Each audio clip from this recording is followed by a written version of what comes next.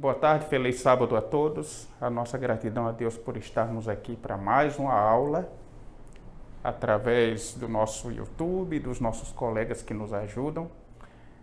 A nossa aula hoje ela tem um teor bem interessante.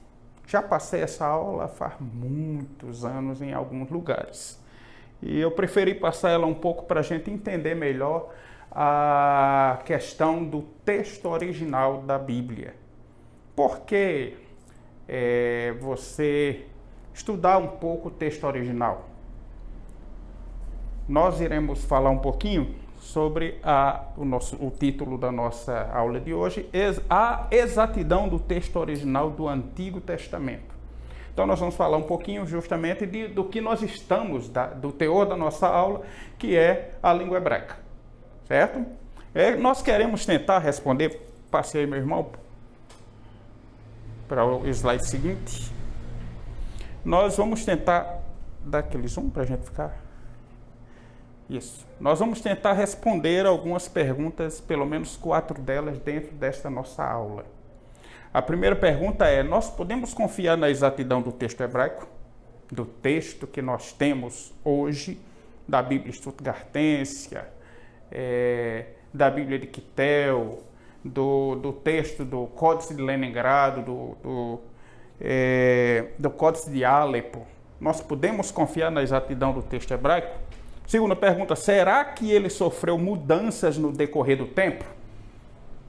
Porque nós vemos hoje que as nossas Bíblias, as nossas traduções, elas têm muitas versões que visam melhorar o entendimento e a leitura do texto. Mas o texto hebraico, ele também sofreu esse tipo de, como nós podemos dizer assim, anomalia. Ele precisou ser modificado por algum motivo ou para o melhor entendimento? Terceira pergunta: as nossas traduções, hoje e no decorrer dos anos, nós podemos confiar nelas 100%? E a outra pergunta: elas representam bem a ideia do texto original?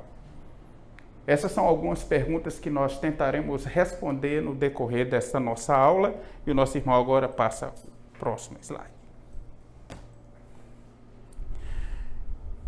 Em um livro chamado Documentos do Antigo Testamento, Sua Relevância e Confiabilidade, do autor Walter Kaiser, ele diz o seguinte: a precisão do texto massorético foi validada quando alguns dos mais antigos rolos do Mar Morto, datados do século I e II a.C., foram achados, refletindo essencialmente o mesmo texto que herdamos dos massoretas e o texto que aparece na Bíblia hebraica do século X e bem axé.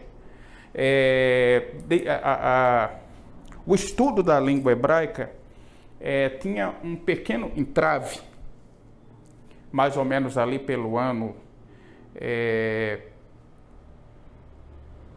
o século XVIII, XIX, tinha um pequeno entrave porque o texto mais antigo da Bíblia hebraica que existia era o texto de Ben Axé, que era do século X, ou mais ou menos do ano 900 e alguma coisa da nossa era. Então, não tinha como comparar, porque o texto mais antigo que tinha era o texto de Ben Axé. Então, o que acontecia? Havia dúvidas, porque existia até o texto da Septuaginta, e o texto da Vulgata era mais antigo do que o texto hebraico, do que o texto da escola de Ben Axé.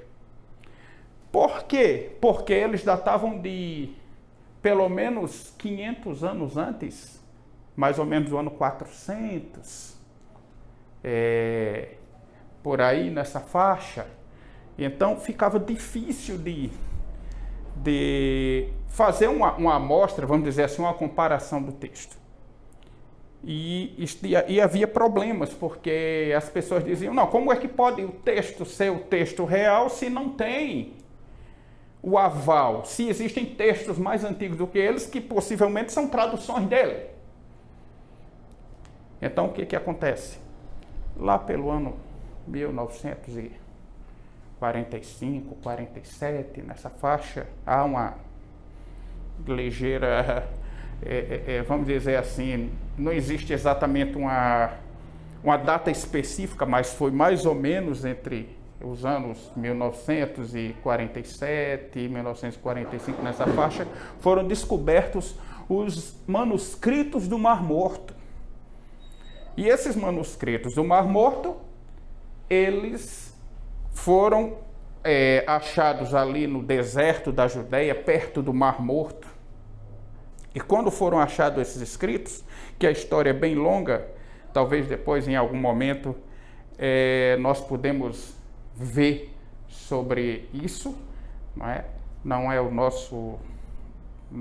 nosso alvo falar sobre isso agora, mas foi achado os manuscritos do Mar Morto, manuscritos esses que datavam do ano 1 e 2 a.C., ou seja, 1000 anos mais antigo do que o texto mais antigo de Ben Axé, que era do século X.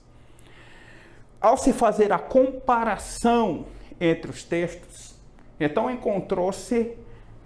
percebeu-se que 99,9% do texto combinava exatamente com. Havia algumas variantes pequenas, porque foram encontrados vários manuscritos, mas o principal, estava completo. O seu significado, as suas palavras, palavra por palavra, estava combinando exatamente como o texto de Ben Axé 10, do século X. Meu irmão, por favor, pode passar. Algumas pessoas podem perguntar, porque alguma vez falando sobre o texto original, e algumas pessoas disseram assim, não, mas o texto original nós não temos, porque o texto original foi aquele escrito, os autógrafos escritos pelos apóstolos, e etc, etc. E nós não temos mais ele. Como nós podemos confiar nesse texto se os autógrafos não existem mais? Eu fiquei muito tempo pensando sobre esse assunto, até que eu encontrei uma citação feita aqui de um livro chamado A Bíblia e Como Chegou Até Nós, de John Maine. Na página 29 ele diz o seguinte: na perda dos manuscritos originais, ou seja, os autógrafos, podemos ver a providência de Deus. Porque se fossem existentes hoje em dia documentos originais da letra de Moisés, Davi, Isaías, Daniel, Paulo ou João, o coração humano é tão suscetível à superstição que seriam eles adorados, como foi a serpente de metal nos dias de Ezequias, lá em 2 Reis 18, verso 4, anulando assim o seu propósito. Então percebe como ia ser, como ia ficar. Se houvessem realmente ainda aqueles autógrafos, aqueles livros, aqueles escritas feitas por ele, eles seriam adorados. Fazer igual a estola de... Exatamente, igual a serpente, como conta a Bíblia, que Deus mandou que Moisés fizesse, e cada pessoa que olhava para ela era curado, e depois se tornou um Deus, e teve que ser destruído lá no tempo dos reis. Então, se existisse o texto, com certeza já haveriam pessoas adorando o papel. Seria literatura, olatria, sei lá, livrolatria, alguma coisa nesse sentido, porque as pessoas estariam adorando isso.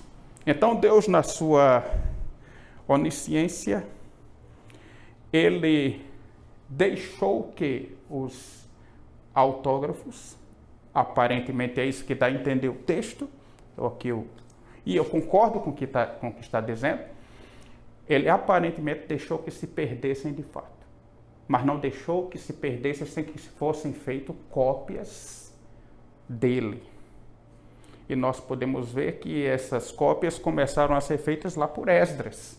Lá no tempo de Esdras, Esdras fez cópias dele, dos autógrafos, e do que tinha das cópias, o mais próximo possível por inspiração da parte de Deus, e daí então o texto foi passando, vamos dizer assim, de mão em mão, mas dentro do conceito do sacerdócio, dos escribas preparados que reescreviam o texto, contando palavras e até letras. Quando um manuscrito não estava de acordo com aquele outro que foi copiado, faltando letras ou faltando expressões, eles eram destruídos. E o escriba começava novamente a transcrever o texto. Na Bíblia Stuttgartense, quando nós encontramos no final de cada livro, lá encontra justamente essas palavras colocadas pelos escribas. Nesse livro tem tantas palavras e tantas letras. E você pode contar se quiser e vai ver que realmente é aquilo, daquela forma como está. Meu irmão pode passar novamente?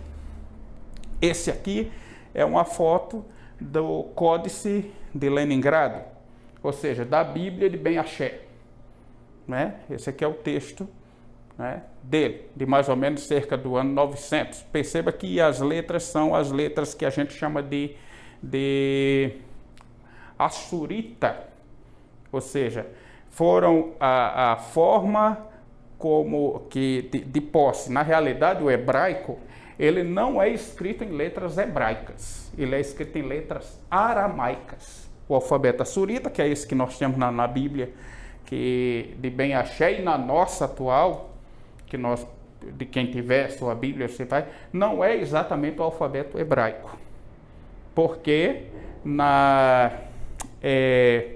no cativeiro, quando o povo de Israel foi levado para a Babilônia e depois Medo e Pérsia, a Babilônia e os Medos e Persas falavam aramaico.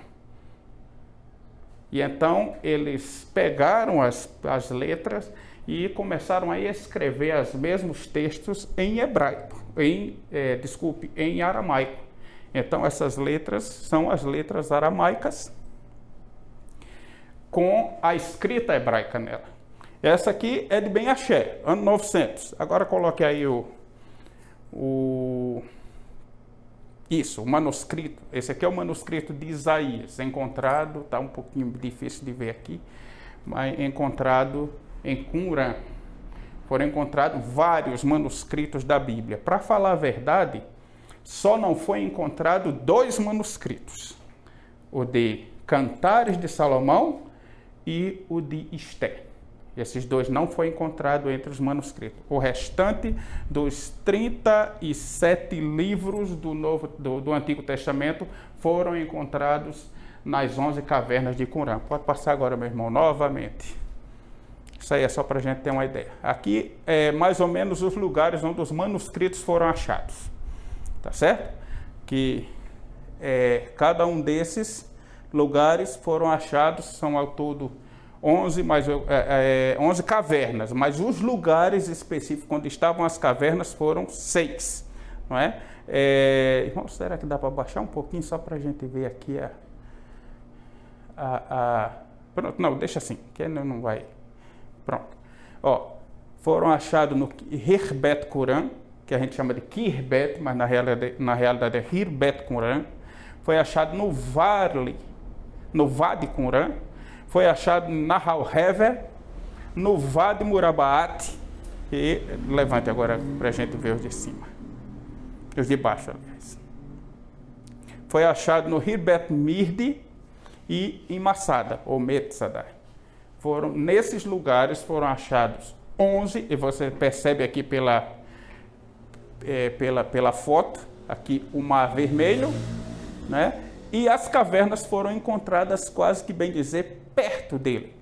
Os mais perto, o Kirbet Qumran.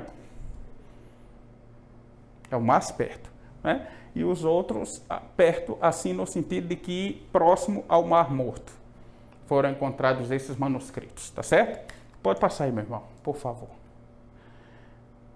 De acordo com... Pronto, baixa agora você vai baixar. Para aqui para cima, para mim ver aqui em cima.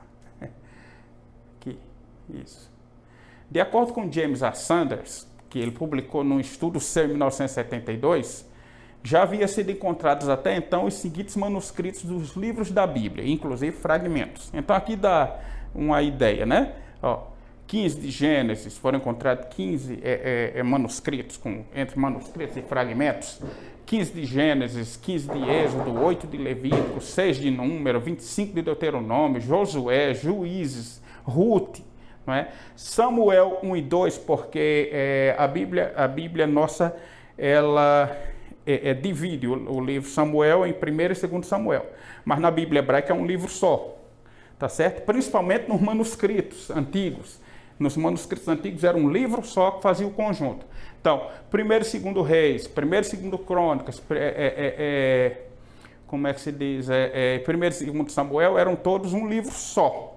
Não um livro só, assim, os três, mas 1º e 2º Samuel um livro, 1º e 2º Reis um livro, 1º e 2º Crônicas um livro, tá certo? E na divisão feita mais antiga ainda, que foi feita por... mais antiga eu digo do nosso tempo, não no tempo de Qumran. O Joséfo, ele dividia a Bíblia hebraica em 24 livros. Aí como se o Antigo Testamento tem 39? Justamente por isso, porque ele contava 1º e 2º Reis, um livro. 1º e 2º Samuel, um livro. Juízes e Ruth eram um livro só também. Entendeu? Neemias e Esdras também eram um livro só. Então, quando você vai olhar direitinho, vai dar realmente 24 livros. Jeremias e Lamentações, um só livro, né? E os profetas menores, aqueles começando de Oséias até Malaquias, é um só livro. É chamado de Livro dos 12. Tá certo? Porque na Bíblia hebraica ele é contado como um livro só. No tempo de José. Então, por isso dava 24 livros e não 39. São os mesmos 39. Só que eles, vamos dizer assim, ficava menos, né? Isso. Agora, como já nós dissemos ontem, não foi encontrado nenhuma cópia do livro de Esté. E também não foi encontrado nenhuma cópia do livro de Cantares. Isso causou um certo problema entre os rabinos. Pode passar essa aí. Esse era do início. Os rabinos, havia discussões, há discussões talmúdicas, racídicas, de rabinos que ficavam discutindo sobre se o livro de Esté e o livro de Cantares eram ou não eram inspirados, pelo fato de não conterem o nome de Deus. Então, para os rabinos, as discussões rabínicas, talmúdicas e tudo mais, esses livros, os livros que eles podiam dizer que eram livros inspirados e escritos pelos profetas, tinham que ter o nome de Deus neles. Então, se não tinha o nome de Deus, para eles não era um livro inspirado. Mas aí vieram comentaristas e tal, e começou-se a analisar outras coisas desse livro, porque se estava no cânon, era porque era inspirado. Então, entre as várias análises, chegou a alguns a analisarem o contexto dos acrósticos em que aparece o nome de Deus. Então, notou-se que no livro de Esté existem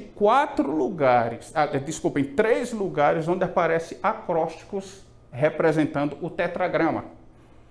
O tetragrama Yod-He, Vav-He, que é o tetragrama que indica o nome de Deus. Então eles analisaram e chegaram, por exemplo, no capítulo 5, verso 4 de Esté, aqui está o texto hebraico de Esté, existe um acróstico. Embora o nome não seja dito de Deus, mas existe um acróstico que apresenta o nome de Deus. Tá certo? Dá para... Não. Não, já está no máximo. Então deixa assim. Não, então pode botar. Isso. Então eu até marquei aqui circulei aqui o tetragrama dentro do capítulo 5. Agora também só aparece no livro de Esther nesses 3 lugares. No capítulo 5, verso 4, aparece Yod, Re, Vav, Re, o nome de Deus. Está vendo? Apareceu. Em cada palavra é interessante. Eles olharam para ver se estava no meio, no fim. Então, em cada uma dessas palavras, ele está no início. Como vocês podem ver, no início da palavra. Yavor, Hameler, Verhaman, Rayon. Então, ó. Yod, Re, Vav, Re. Mas tem também outro texto. Aqui é em Esther 5, verso 4. Passe aí, meu irmão, para a gente ver o outro. Pronto. Pode ir. Em Esther 7, verso 7, também aparece esse acróstico. Então, podemos ver, ó.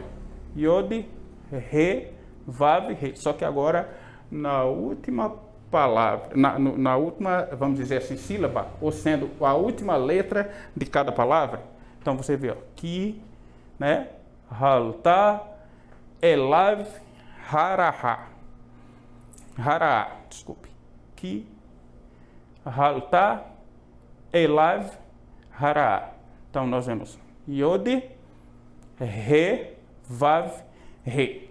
Fazendo novamente o nome, o tetragrama, o nome sagrado de Deus. Tá certo? Yahvé. Vamos ver o outro aqui.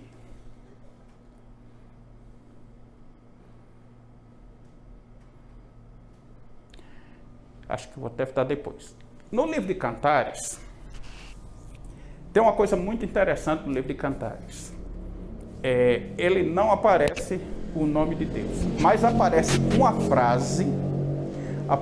frase que dentro do conceito teológico e dentro do conceito rabínico não foi falada por Salomão e a Sulamita.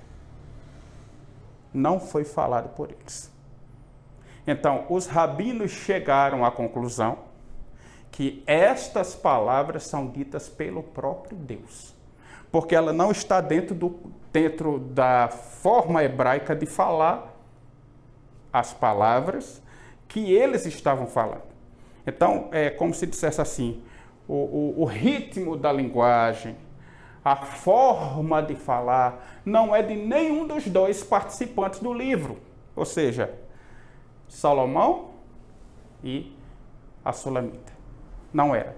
Então só existe esta frase que foi discutida nos conceitos rabínicos, racídicos,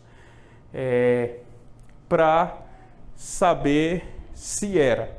E chegou-se à conclusão entre os rabinos da época que essas eram as palavras de Deus para eles. Então, no capítulo 5, eu não coloquei aqui, é capítulo 5, verso 1, eu não coloquei aqui, tá? Mas fica dito, no capítulo 5 de Cantares, o verso 1, há um texto onde aparece de repente alguém que diz: comam, amigos, bebam, né? E se embriaguem, amados. Então, dentro do conceito rabínico, essas palavras foram ditas pelo próprio Deus.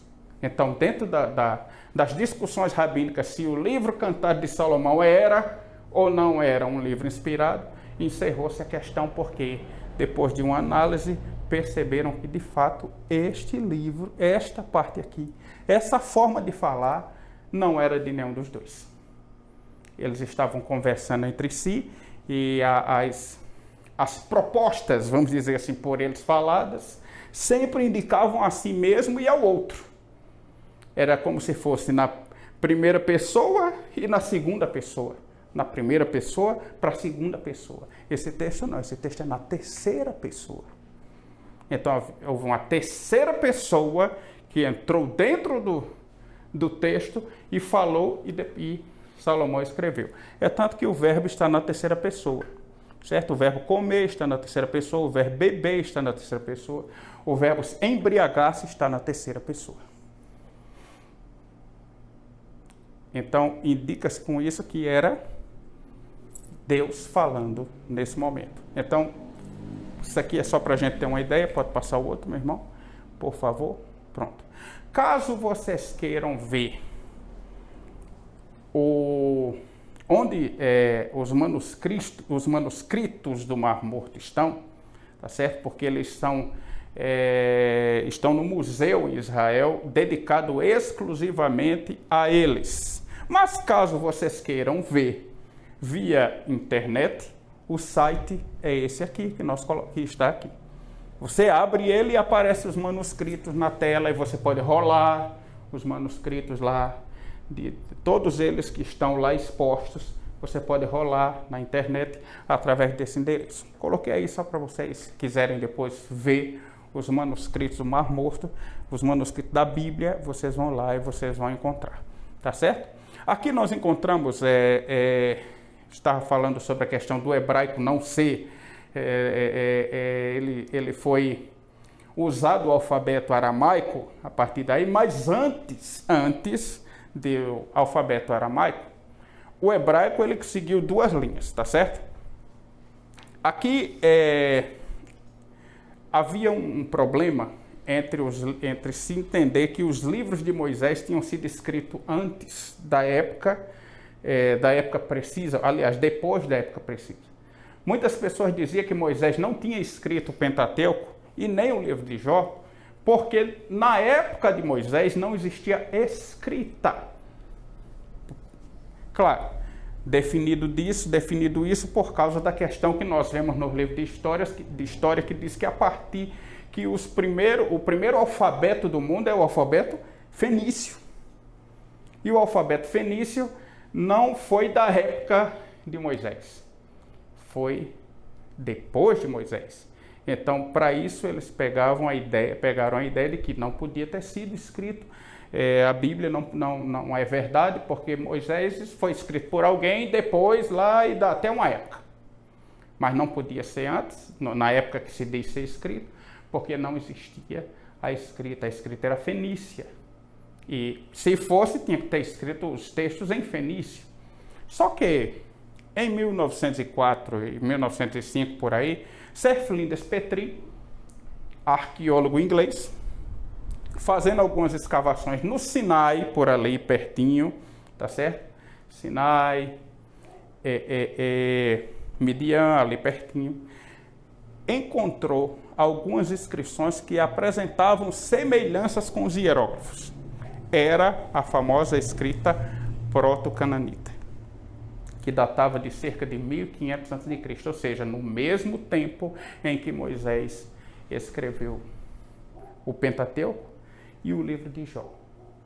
Então, o que nós entendemos é que Moisés, se você for olhar assim, vamos dizer assim, como foi escrito o Pentateuco, como foi escrito o livro de Jó por Moisés, ele foi escrito dessa forma. Se você quiser, acho que dá para ver aqui. Essa é a escrita proto-cananita, que foi a escrita com que foi escrito o livro de Jó e o Pentateuco, escrito por Moisés. Esse aqui, é claro, é o texto de Jó, capítulo 1, verso 1, tá? Está aqui escrito na escrita proto-cananita e aqui escrito no alfabeto hebraico moderno, tá certo? Onde está escrito aqui, Jó era sobre a terra, morava em Uz, Jó era o seu nome, e esse tal e tal, como nós vemos ali, era um homem justo diante da sua, andava com Deus, aquela coisa toda. Tá bom? Essa escrita quadrática aí já foi depois do período babilônico? A escrita quadrática, isso, boa pergunta. A escrita quadrática, chamada Ashurita, ela foi depois do Império Babilônico? Sim. Ela começou a ser escrita no período de Esdras. Foi Esdras que pegou o texto e colocou em hebraico com as letras aramaicas, certo? Que é o alfabeto quadrático, tá certo? Por que isso? A gente vê a providência de Deus, porque a própria escrita hebraica em si, ela deixou de ser escrita. As pessoas que quando foram para o cativeiro babilônico começaram a escrever as palavras hebraicas com as letras aramaicas ou com o alfabeto quadrático. Então, se porventura Esdras tivessem transcrito os livros da Bíblia com o alfabeto antigo, bom, seria mais difícil da gente. Se fosse no alfabeto proto-cananita, nós só íamos conseguir ler essas escrituras quando? Depois de 1904, quando Seflindas Petri achou as inscrições.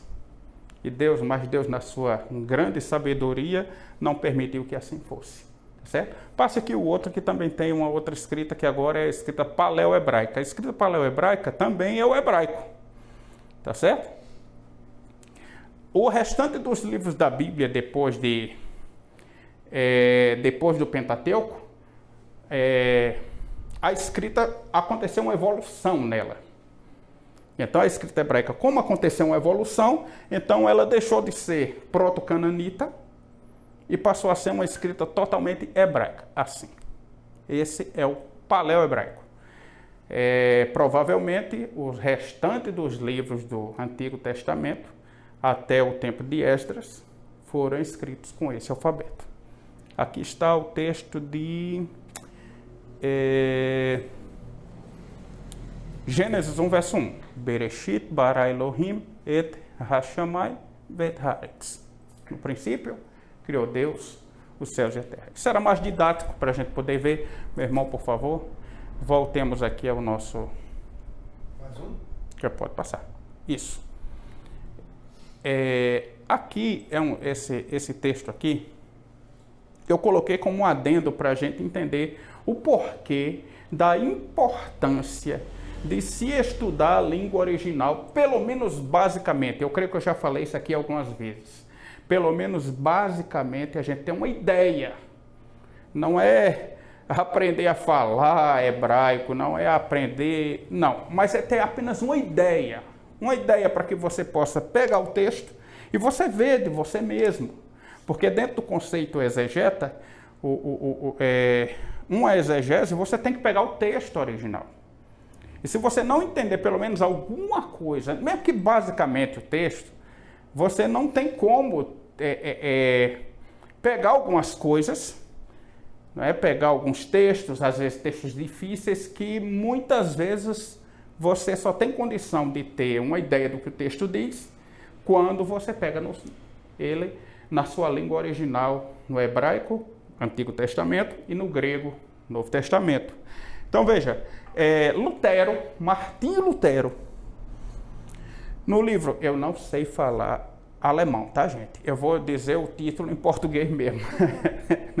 Está aqui o título em alemão do livro, mas a tradução é O Valor de Estudar o Novo Testamento. Ele não estava nem falando especificamente do Antigo Testamento, mas do Novo Testamento. Ele disse o seguinte: tanto quanto apreciamos a palavra de Deus, tanto devemos nos esforçar também por aprender esses idiomas. Porque não foi em vão que Deus decidiu transmitir as suas escrituras nessas duas línguas. O Antigo Testamento em hebraico e o Novo Testamento em grego. Se Deus não desprezou esses idiomas, mas escolheu dentre todos os outros para que neles fosse escrita a sua palavra, também nós deveríamos honrá-los acima de todos os outros. Isso escrito por ele lá em torno de 1500, na época que ele viveu. Perceberam isso aqui? Então, o próprio Martinho Lutero, na época, vamos dizer assim, monge, quando eu li isso aí, eu fiquei pensando, ele devia ter dito isso do latim, que era a língua oficial da Igreja Católica, e a Bíblia Vulgata era em latim. Mas ele não falou do latim. Ele falou do hebraico e do grego. Tanto devemos nos esforçar por aprender. Eu não digo aprender, ele sabia. Ele sabia. Ele traduziu um Novo Testamento do grego para o alemão. Ele sabia. Ele era, além de ser autodidata, ele também era muito inteligente nesse sentido. Claro, nem todo mundo tem o mesmo dom, né? Mas se nós pudermos ter pelo menos um dicionário de hebraico-português, um dicionário grego-português, ter pelo menos o texto, conhecer pelo menos alguma coisa, ter uma gramática. Tem livros aí hoje em dia muito bons, que você tem uma ideia, você aprende o essencial. Se pudesse ter, nós veríamos a riqueza que existe nessas duas línguas no conceito bíblico de se falar. No conceito bíblico de se falar, tá? Agora, uma coisa que eu queria falar com vocês sobre a questão é sobre a inspiração, para que a gente possa entender um pouquinho a questão da tradução, porque nós temos a nossa Bíblia em português. Aí vai dizer assim, agora, não, você tem a Bíblia, a gente tem a Bíblia em português, agora a gente vai ter que andar com a Bíblia hebraica debaixo do braço? Não. Nada de exagero nesse sentido. Mas nós precisamos entender algumas questões que tem que ver com o texto original e com a tradução. Tá certo? Primeiro, é o seguinte. Inspiração não é revelação. Inspiração não é revelação. Tá certo? Inspiração é uma coisa. Lá na epístola de Paulo a Timóteo, a segunda epístola, no capítulo 3, verso 16, ele diz: toda a escritura é inspirada por Deus e útil para o ensino, para a repreensão e para a correção e para a educação na justiça. Entenda que ele diz: toda a escritura é inspirada por Deus. Só que tem um pequeno detalhe que a gente precisa entender. Paulo, quando falou aquilo, Paulo não falou da tradução que existia na sua época chamada Septuaginta.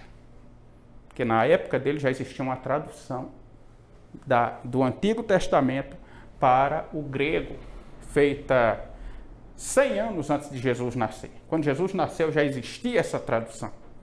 Mas Paulo não estava falando dela. Paulo estava falando do texto original.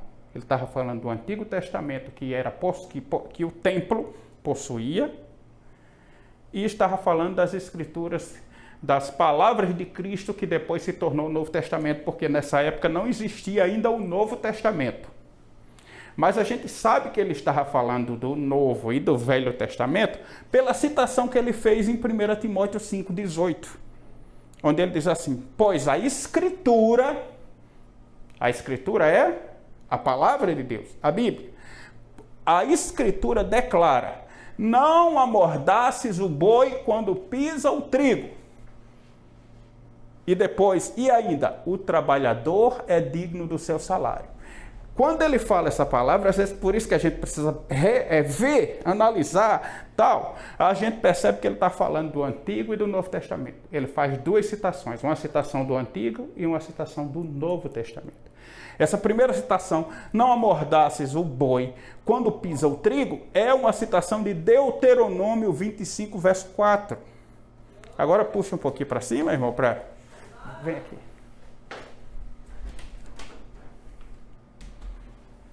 Aí tu puxa um pouquinho para cima para ver a outra citação. A outra citação diz: o trabalhador é digno do seu salário. Está escrito em Lucas 10, verso 7.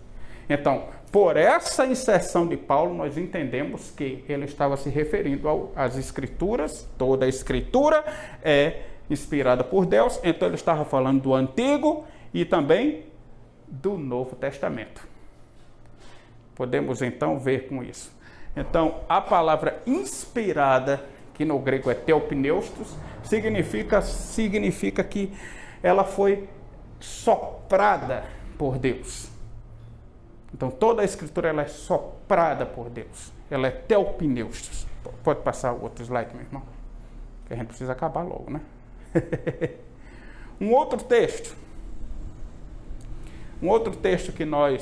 que eu gosto também foi descrito por, se nós podemos dizer assim, que Lutero era um monge.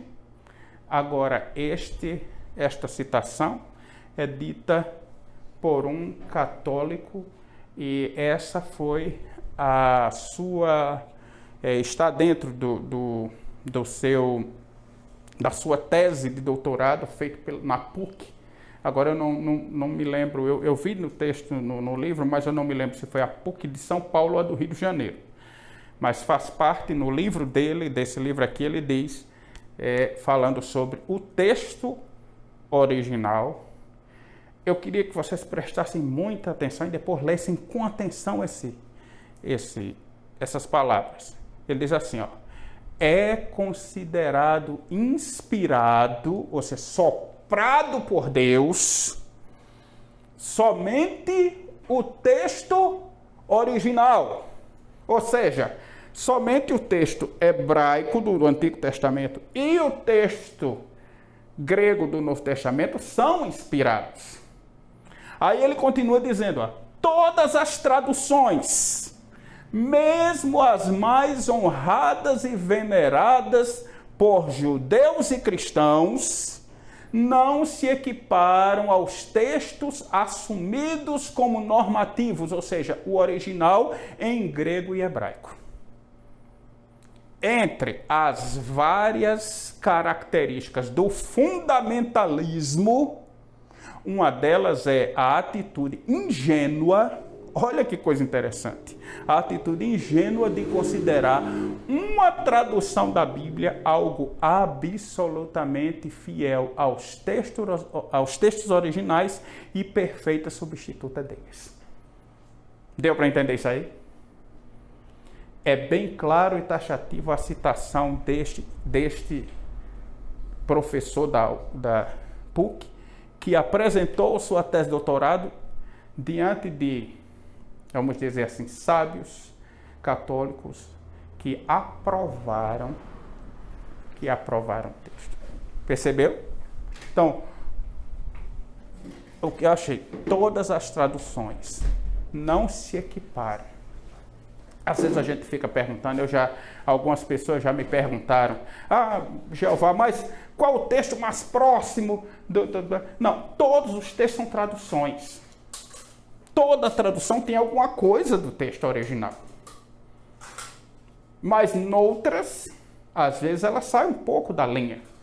Não existe uma em específico que eu possa dizer assim para vocês, essa tradução em português é a tradução. Algumas pessoas já questionaram, por exemplo, a King James, porque a King James é mais próximo do original. Aí eu perguntei, por quê?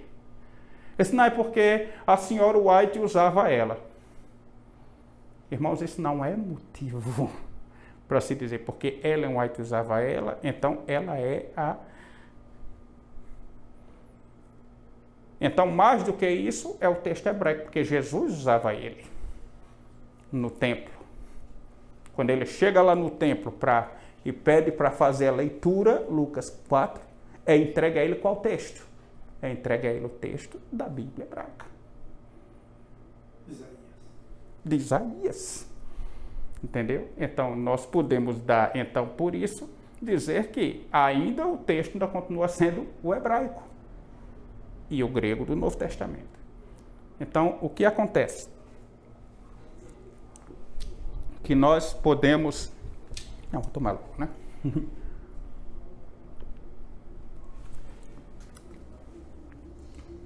Que nós podemos entender com isso é que a tradução que você tem, ela é especial, porque ela é uma revelação de Deus para você. É claro e evidente que não dava para a gente chegar, já pensou de repente os nossos pastores, ou fazer um evangelismo com a Bíblia hebraica na mão, para fazer evangelismo com a Bíblia hebraica, para fazer leitura com a Bíblia hebraica, não. É claro e evidente que nós sabemos que, com toda e qualquer situação que tenha a nossa tradução, ela se revela como sendo a palavra de Deus para nós.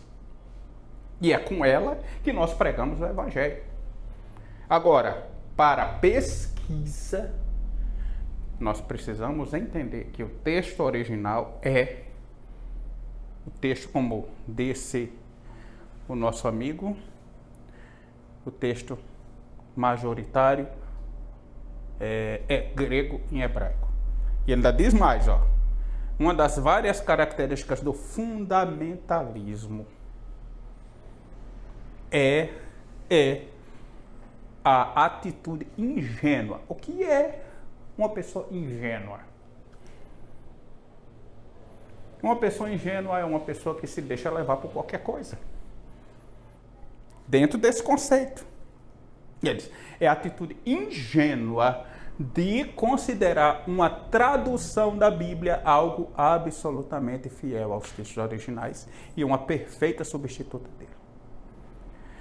Certa vez diz um adágio italiano, que remonta ao período otomano, que diz traduttore e traditore, ou seja, é traduzido mais ou menos assim: todo tradutor é um traidor, ou o tradutor traidor, que é até melhor, né? Tradutor traidor. Porque toda tradução, ela é uma, vamos dizer assim, um texto que o próprio tradutor pode se trair nele. Porque muitas vezes apresenta palavras que o significado, o tradutor tem que escolher. Existem muitas palavras polissêmicas no hebraico e no grego. E por ter vários significados, então o tradutor tem que escolher um para poder preencher aquela lacuna que fica. Então, nesse ponto, ele se torna até um traidor, porque ele pode, muitas vezes, acrescentar. Vamos dizer assim, por exemplo, em Lucas capítulo 16, verso 16, diz: a lei e os profetas vigoraram, em algumas Bíblias, outras dizem duraram, até João. Aquela palavra, essa palavra, vigoraram ou duraram, ela não existe no texto original. No texto original está escrito: a lei e os profetas até João. Mas na imaginação do tradutor, você não vai encontrar, é difícil você encontrar uma Bíblia que não tenha isso. Sempre que você encontrar uma Bíblia e for ler, ela tem esse vigoraram, duraram, alguma coisa nesse sentido. Sempre você vai ver que vai ter isso lá descrito. Por quê? Porque o tradutor achou mais conveniente modificar o texto, colocando ali por uma, vamos dizer assim, aí a questão do tradutor tem uma série de questões. É aquilo que ele pensa, aquilo que ele conhece da Escritura, vamos dizer assim, a denominação em qual ele é filiado. Então, tudo isso leva ele a ter a sua ideia do texto. Então, como ali não dizia especificamente o que, só dizia a lei, só diz, aliás, a lei e os profetas até João, então achou por bem, para dar melhor sentido ao texto, acrescentar vigoraram, no nosso português, vigoraram, algumas duraram, nesse sentido. Mas só que lá o texto original não diz isso. Diz apenas a lei e os profetas até João. Pode ler, se você tiver o texto original lá, o grego, você pode pegar o grego original, pode olhar, você não vai encontrar. Tá certo? Então vamos lá, meu irmão. Cássio Murilo, tá? No livro Leia a Bíblia como Literatura, das edições Loyola. Uma outra passagem diz: a única pessoa inspirada, envolvida no processo interpretativo é o autor original. Nós somente seguimos a sua direção pela iluminação do Espírito Santo. Aí ele completa: mas iluminação não é inspiração. Tá certo? Para dizer assim diz o Senhor, nós devemos permanecer na intenção de quem? Do autor original. Deu para entender? É bem claro, é bem taxativo. Isso né, baixei só para ler de onde saiu. Pesquisa do Antigo Testamento, de Gênesis a Malaquias, do Dr. Bob Utley, né, das lições bíblicas internacionais, na página 6. Então ele é muito claro em dizer isso aqui: a única pessoa envolvida no processo interpretativo é o autor original. Por quê? Porque ele recebeu a inspiração. Então, quem recebeu a inspiração do Apocalipse? João. Quem recebeu a inspiração do livro de Gênesis? Moisés. Então, eles receberam essa inspiração. E só a única pessoa envolvida nesse processo foi ele. Então aí ele diz, nós somente seguimos a sua direção pela iluminação do Espírito Santo, não pela inspiração. Então esse é o problema também da tradução. Quando você traduz o texto, se você tiver, vamos dizer assim, iluminado pela... Quando eu digo traduzir o texto, eu não estou falando agora eu não estou falando dos tradutores lá. Eu estou falando dos exegetas como eu. Que sento, pego o texto, alguém me pergunta às vezes uma coisa ou outra, manda um texto para mim, às vezes uma palavra para mim. Há alguns dias atrás, um amigo nosso mandou perguntando sobre a maldição de Canaã, Noé, desculpem, Abraão. Não sei porque veio Abraão na minha mente. Deve ser porque essa semana eu estava analisando um texto acerca de Abraão. Noé, ele perguntou para mim, mas Noé amaldiçoou mesmo? Qual a palavra ali? Etc. Então eu fui abrir a Bíblia, fui analisar o texto, fazer uma tradução dele dentro daquilo que eu percebi do texto, para poder responder. Eu estou falando desses tradutores, tá? Ok? Então, desses tradutores eu estou falando que eles recebem a direção pela iluminação do Espírito Santo. Mas, iluminação não é inspiração. Aí um professor meu, há muitos anos atrás, quando eu estava no seminário, ele disse duas coisas que eu, sinceramente, me assustei. Já conhecia, mas eu me assustei porque eu nunca pensei que um professor de teologia, entendeu? Hoje ele é diretor de um seminário adventista, eu creio que na Europa, não sei se é na Espanha, algum canto assim. Mas eu tive o privilégio de ser aluno dele, o pastor Joaquim Azevedo. Ele na sala de aula chegou para a gente e disse assim, a Bíblia é inspirada. Eu coloquei aqui como pergunta, mas ele fez como uma afirmação. Ele disse, a Bíblia é inspirada, ele disse. Aí ele disse, mas o Antigo Testamento hebraico e o Novo Testamento grego.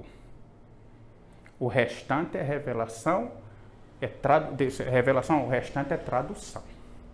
O texto inspirado é o hebraico e o grego. Aí depois ele complementou, isso é claro, o que eu vou dizer agora só vai servir mesmo para os adventistas que estiverem vendo a nossa aula. Aí ele disse também, o espírito de profecia é inspirado. Aí ele disse, apenas o texto em inglês. Aí disse, o restante também é tradução. Então, se você quer conhecer, se você quer ter autoridade de falar, então você precisa conhecer o original. Dos textos de Ellen White, o inglês. Dos textos da Bíblia, o Antigo Testamento hebraico e o Novo grego. Quando ele disse assim, eu me senti chocado. Mas eu me senti mais chocado com a questão do espírito de profecia. Porque do outro eu já sabia. Eu já tinha lido em algum lugar. Quando ele perguntou, agora, meus queridos teleouvintes e os que estão aqui presentes comigo nesse momento, eu quero dizer para vocês que teve aluno que pulou da cadeira. Como é a história? Quer dizer que a Bíblia que eu tenho não vale nada? Porque no seminário é obrigatório o seminarista, no caso do seminário adventista, levar a Bíblia. Toda aula a gente está com a Bíblia. Porque o seminário de teologia adventista não é fazendo propaganda, mas ele preza pelo estudo da Bíblia. Entendeu? Ele preza pelo estudo da Bíblia. Então tinha que levar a sua Bíblia para lá. A gente marcava tudo, as aulas que eram dadas sobre o Evangelho, sobre Pentateuco, tudo era dentro de um conceito bíblico. Aí isso aí eu já sabia. Agora, quando ele falou do Espírito de Profecia, eu não cheguei a me levantar da cadeira, mas eu me assustei, né? Com a afirmação. Mas depois, pensando melhor, de fato é verdade. De fato é verdade. Às vezes tem pessoas que, assim como pega texto da Bíblia para a Bíblia dizer o que ela não disse, tem muitos que pegam textos do Espírito de Profecia para dizer o que ele não está dizendo. E então é necessário se ter um estudo sobre essa questão. de se ver a questão do original. Passa, meu irmão. Passa, meu irmão, que só falta um pouquinho de tempo agora e eu não posso mais demorar não, porque uma certa pessoa já... Agora, não, esse aqui a gente já leu, tá na outra, pode passar. Esse aí que eu tinha feito uma cópia e não tinha tirado. Ó, inspiração, ou seja, soprado por Deus. O texto hebraico do Antigo Testamento e o texto grego do Novo Testamento é inspiração. Porque é como diz Timóteo, 2 Timóteo 3,16. Então nós temos o Tanar, que é a Bíblia hebraica, e o Ekaine Diatek, que é o texto grego. Aí, pronto. Nosso texto em português, ou outra qualquer língua em que foi traduzida a Bíblia, não está na categoria de inspiração, mas está na categoria de iluminação. Tá certo? Então, o Espírito Santo inspirou os apóstolos. O Espírito Santo nos ilumina quando a gente chega lá no púlpito e faz uma oração para que Deus nos use para falar da palavra de Deus. Então, ali, Deus, o Espírito Santo nos ilumina. Nós recebemos naquele momento a ajuda do Espírito Santo para... Não recebemos a inspiração, porque quem recebeu a inspiração foram os profetas e apóstolos, os escritores do texto original. Então, claro, não se abalem, porque podemos continuar lendo a nossa Bíblia e marcando ela em português, sem problema. Agora, quando apresentar-se questões difíceis, então aí nós precisamos ir ao texto original, porque é lá que está a inspiração. Aí vamos ao texto original e vamos recebendo as bênçãos da iluminação do Espírito Santo. Passa aí o próximo, eu creio que será um dos últimos. Tem mais algumas coisas? Não, isso aí deixa para outro dia. Ó, esse aqui eu queria mostrar para vocês, porque é uma coisa muito interessante para você entender um pouquinho sobre o que a gente está falando do texto original. De quem é esse quadro? A Mona Lisa, né? Foi pintada por Leonardo da Vinci. Desculpem, gente, é porque às vezes eu misturo Michelangelo com Leonardo da Vinci. Foi pintada por ele. Agora, uma outra pergunta, né? Quanto vale esse quadro original hoje? Uns milhões, é ou não é? Não tem nem preço, é verdade, não tem nem preço. Se você for olhar, se fosse calcular, seria absurdo o preço. Olha lá, milhões, sei lá quem teria condição de comprar um quadro desse. Agora, se ele for o original. Agora, quanto vale a melhor réplica dele hoje? 50 reais? 30? 20? 100 reais? Por causa da moldura, se você quiser botar numa moldura, o camarada bota lá numa moldura para você ter em casa. Mas quanto você iria gastar?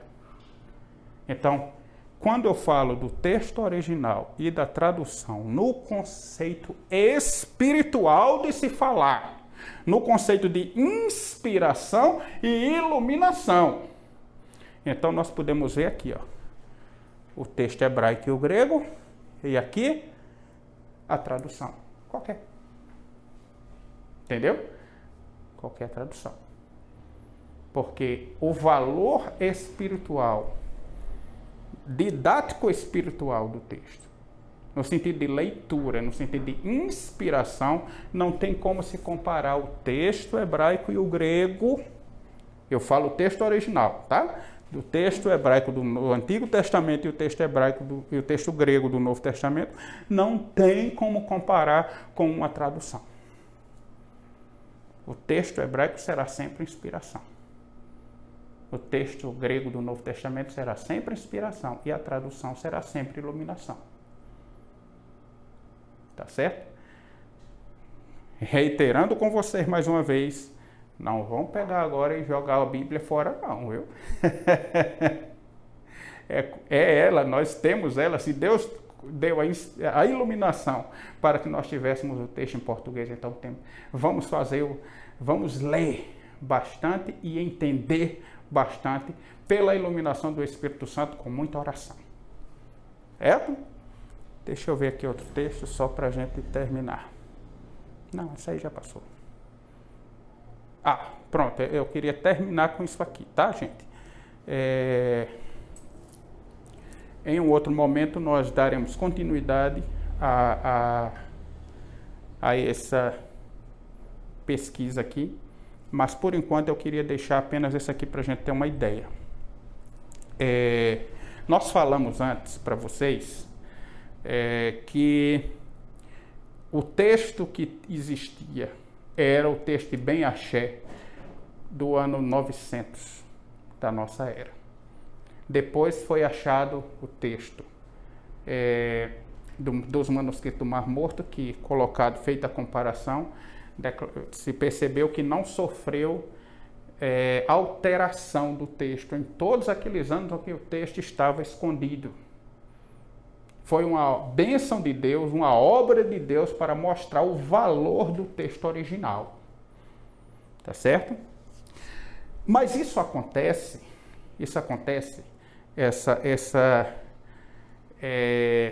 transcrição do texto e tal, foram encontrados em torno de 200 textos assim. Quando eu vejo assim, por exemplo, isso aí, por exemplo, o cuidado do copista, ele é muito importante para que o texto permaneça do jeito que é. Tá certo? Permaneça da mesma forma como Deus deu aos autógrafos, digamos assim, dessa forma. Então, os copistas, ele tem uma obra muito especial quanto a isso. E já se foi analisado em vários estudos que os copistas do Antigo Testamento hebraico, eles eram mais atenciosos do que os copistas do Novo Testamento. É tanto que o Novo Testamento se acharam mais de 5.000 cópias dele, e vários dele de forma diferente um do outro, muito larga a diferença. Claro, graças a Deus, em torno de vários deles também eram coesos, né? Estavam dentro do contexto. Então, aí, nesse ponto, depois a gente vai trazer um estudo sobre as variantes textuais do Novo Testamento e a gente vai entender um pouquinho sobre isso. Então, o copista, ele tem muito o que ver com isso. Os copistas do Antigo Testamento, segundo estudos já feitos, livros escritos sobre Qumran e tudo mais, mostra isso que acontece entre os copistas. Eles realmente viviam para copiar o texto. Eles se trancavam em lugares e passavam até semanas, meses, transcrevendo um manuscrito para outro. Porque quando chegava determinado tempo, que o manuscrito estava muito velho e começava a se partir, começava a se rasgar com facilidade, então o copista era chamado para copiar aquele texto, porque aquele outro texto já não tinha mais o valor da leitura, por causa que já estava começando estava gasto, já se desmanchando e tudo mais. Então o que acontecia? Os textos do Antigo Testamento eram queimados. Então, o copista copiava, ele fazia a transcrição do texto, os dois, né? Claro, colocava ali o papel e começava a copiar o texto aqui do lado. Na medida em que ele ia fazendo isso, quando ele terminava de copiar aquele manuscrito, vamos dizer assim, do livro de Esther, porque no passado eram rolos e era separado livro por livro. Então, tinha o rolo do livro de Jeremias, tinha o rolo do livro de Mateus, vamos dizer assim, tinha o rolo do livro de João, tal. Então, eram rolos, né?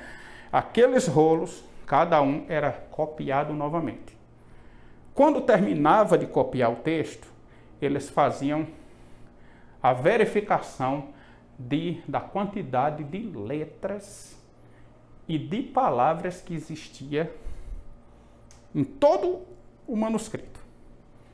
Então, se aquele manuscrito que ele terminou de transcrever fosse exatamente igual na leitura, porque eles iam ler o texto, e se fosse igual na quantidade de letras, então aquele manuscrito era colocado e aquele velho antigo, rasgado já e tal, era queimado, porque nenhum texto era deixado para que não acontecesse, vamos dizer assim, o cachorro na rua comer, ou rasgar, ou tal. Então eles pegavam e queimavam. Então o texto estava transcrito. Se por acaso acontecesse de uma letra a menos, ele terminava de fazer a leitura, ia contar as letras, se tivesse uma letra a menos, ele rasgava o que ele fez e recomeçava a cópia de novo. Então eles tinham esse empenho. Agora, por que esse empenho? O Emanuel Tove falou sobre isso. Aqui nessa leitura nós encontramos Emanuel Tove ilustrou quão importante era tal precisão do escriba quando ele citou do Talmud esta palavra do Rabino Ishmael. Olha o que diz lá no Sota 20a. Meu filho, disse o Rabino Ishmael, tome cuidado, porque o seu trabalho é do céu. Se você omitir mesmo uma letra, o mundo pode ser o quê? Destruído. Olha só a importância do copista. Então vem a pergunta, podemos confiar no texto hebraico? Podemos. Porque ele foi copiado de forma estruturada. Copistas passaram a vida copiando texto e transcrevendo. Se havia alguma coisa errada, se eles escreviam alguma coisa errada, eles rasgavam aquilo ali e recomeçavam novamente. Perceberam? Por que que nós podemos confiar no texto hebraico? Coloca só lá em cima para mim ver a citação de onde saiu. Aí embaixo, aqui. Ó, está escrito, olha gente, se vocês puderem encontrar esse livro, ele é excelente. Eu li esse livro pelo menos 3 vezes.